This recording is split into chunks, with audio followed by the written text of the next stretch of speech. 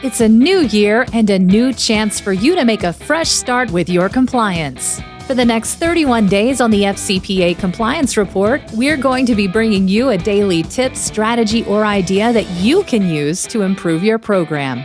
Here's your host, Tom Fox, the Compliance Evangelist. This month's sponsor of 31 Days to a More Effective Compliance Program is Affiliated Monitors. Founded in 2004, Affiliated Monitors provides professional, independent integrity monitoring and ethics and compliance assessments nationally and internationally and across almost all industries. With its knowledge of effective ethics and compliance programs and cultures, Affiliated Monitors is respected for its work as the corporate monitor on matters ranging from multinational corporations to small and mid-sized companies and even individuals. Having served in over 750 monitorships, no one has more experience as an independent monitor than the team at Affiliated Monitors. For more information on how an independent monitor can help improve your company's ethics and compliance program, visit this month's sponsor, Affiliated Monitors, at www.affiliatedmonitors.com. On our last episode, we looked at what is your board's investigative protocol, and today I would like to consider what leads to a successful board investigation. Consider whether you need independent counsel.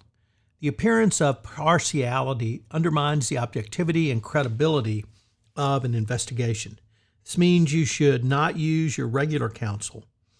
And the SEC has shown that independent board members truly need to explain the need for independent counsel based upon the following factors.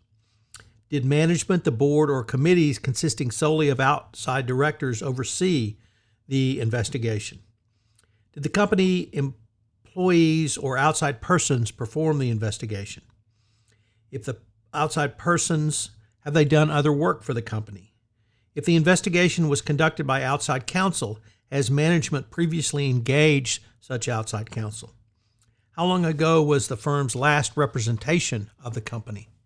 How often has the outside counsel represented the company? And finally, how much in legal fees has the company paid the law firm? Next, consider hiring an experienced investigator to lead the investigation. My good friend and colleague Jim McGrath wrote and spoke about the need to utilize specialized counsel in any serious investigation. If a board is leading an investigation, it is by definition serious. Your investigation needs to be led by a lawyer with significant experience in conducting internal investigations, a strong background in criminal or SEC enforcement, and have substantive expertise or experience in the area of law at issue. Next, consider the need to retain outside experts.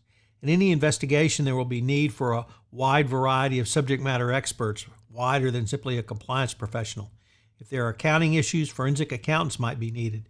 In this day and age, electronic discovery consultant is often required and can be a cost-effective option, so an IT expert may be mandatory.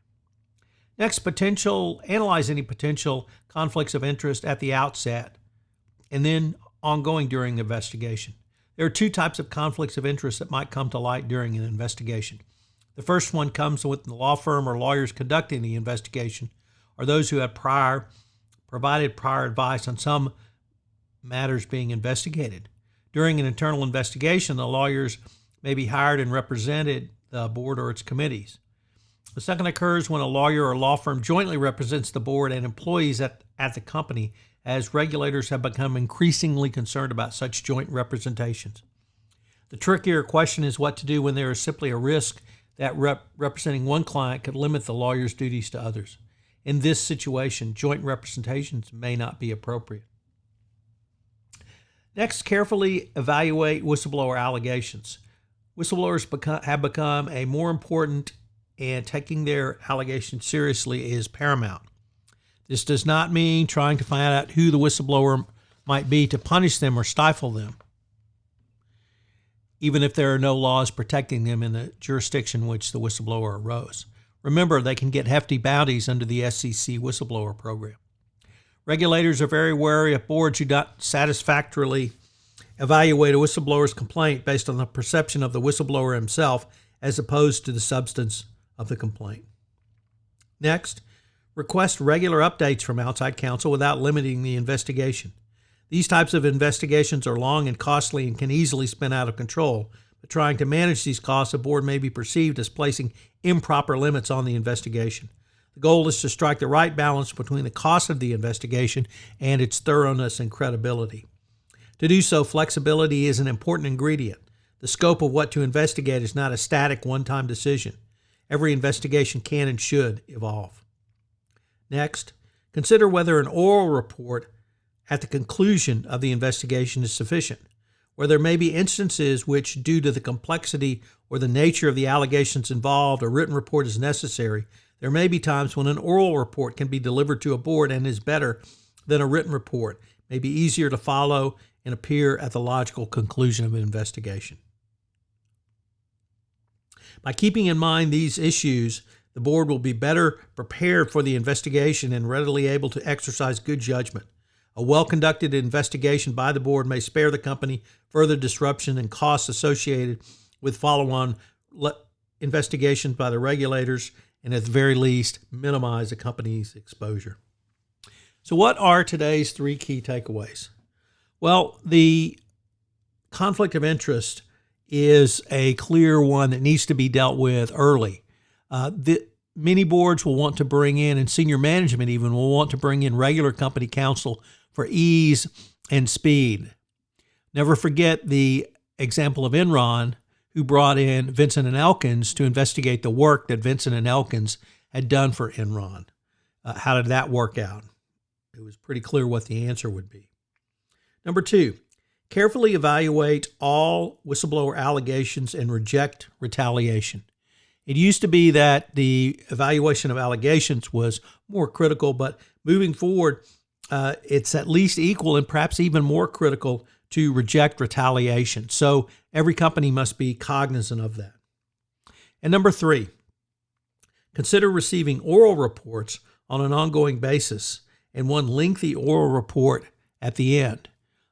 This could be a cost-saving measure. It could be a more effective measure. It could be a way to allow you to understand the parameters of what the investigation uncovered without having something in writing. So in some instances, you'll need a written report. In some instances, an oral report is sufficient. Thank you for listening to this episode of 31 Days to a More Effective Compliance Program, where in the month of August, we're going to take a look at the role of the Board of Directors in a best practices compliance program. Once again, thanks to our sponsor, Affiliated Monitors, for sponsoring this month's series. This production of 31 Days to a More Effective Compliance Program is a special production of the Compliance Podcast Network. I hope you will join me again tomorrow.